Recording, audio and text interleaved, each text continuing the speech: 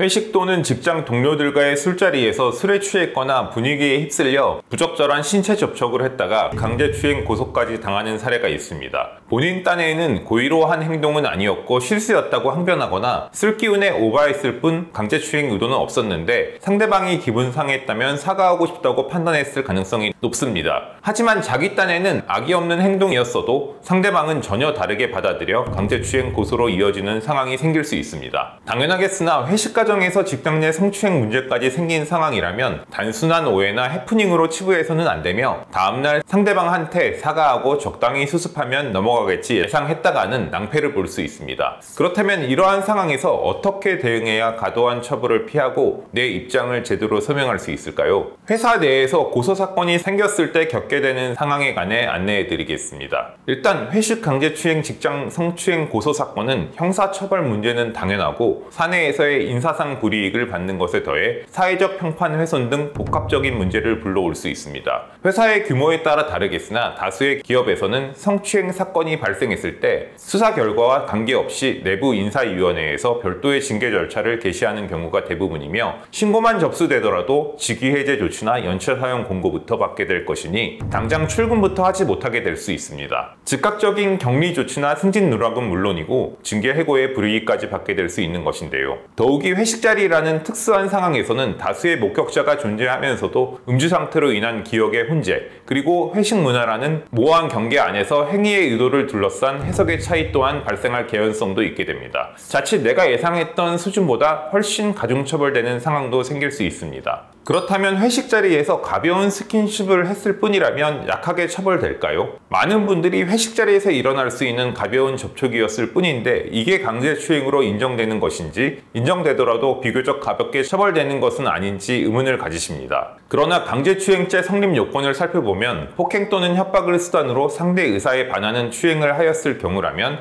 유죄 결론이 나올 수 있으며 여기서 폭행의 범위 또한 매우 넓게 해석되고 있다는 점을 유의하셔야 합니다. 대법원은 상대방의 의사에 반하여 신체에 접촉하는 일체의 유형력의 행사까지 폭행으로 보고 있기에 피해자가 원하지 않는 신체 접촉을 한 것이 사실인 이상에는 그 정도가 경미하더라도 강제추행죄가 성립할 수 있다는 점을 인지해 주셔야 합니다. 유죄로 인정될 경우 10년 이하의 징역형 또는 1,500만 원 이하의 벌금형에 처해질 수 있는 만큼 형량이 매우 무겁다는 사실도 유념해 두셔야 합니다. 그렇다면 성추행 고소를 당했을 때 절대 해서는 안 되는 행동이 있다면 어떤 것일까요?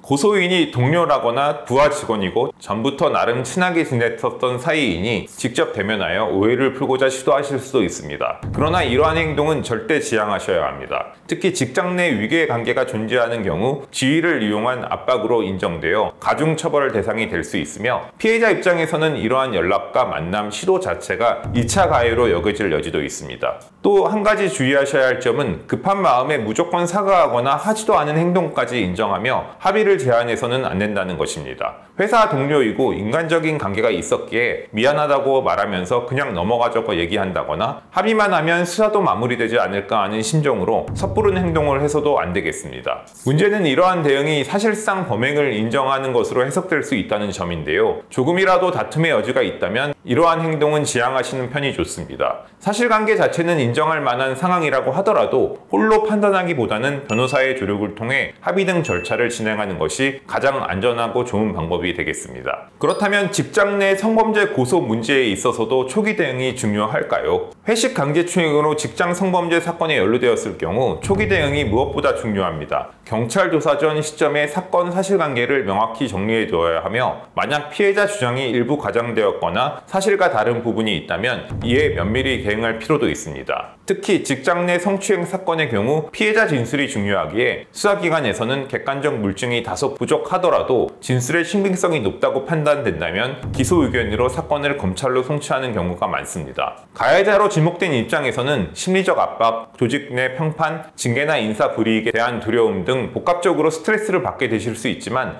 무엇보다 중요한 것은 감정적으로 대응하지 말고 사건 구조를 침착하게 정리해 나가는 것입니다. 그렇다면 무혐의 나올 수 있는 조건에는 무엇이 있을까요? 무혐의 처분을 받기 위해서는 단순히 억울하다고 호소하는 것이 아닌 피해자 진술의 신빙성을 구체적으로 반박하고 자신의 행위가 범죄에 해당하지 않는다는 점을 객관적 자료와 일관된 진술로 소명하셔야 합니다. 회식 자리의 분위기, 참석자들과의 관계, 그리고 해당 행위가 이루어진 구체적 상황 등을 종합적으로 고려할 때 범행 의도나 미필적 고의나 인식이 없었거나 상식적으로 보더라도 그 인정이 어렵다는 점을 소명할 수 있다면 무혐의 가능성을 높일 수 있습니다. 가령 술게임 혹은 노래방에서 흥을 돋우다 발생한 우발적 신체 접촉 또는 상대방의 동의하에 이루어진 행위라는 점을 입증할 수 있다면 무혐의 처분을 이끌어낼 수 있을 것입니다. 법무법인 은우는 직장 내 강제추행 건으로 고소당한 의뢰인들을 대리하여 문자 내용 및 CCTV, 목격자의 진술을 확보하는 등 적극적인 대응으로 무혐의 처분을 이끌어낸 다수의 사례를 보유하고 있습니다. 사건 초기부터 대응한다면 억울한 처벌과 징계 처분을 막을 확률을 높일 수 있으니 경찰 연락을 받고 당황스러운 상황이 있으시다면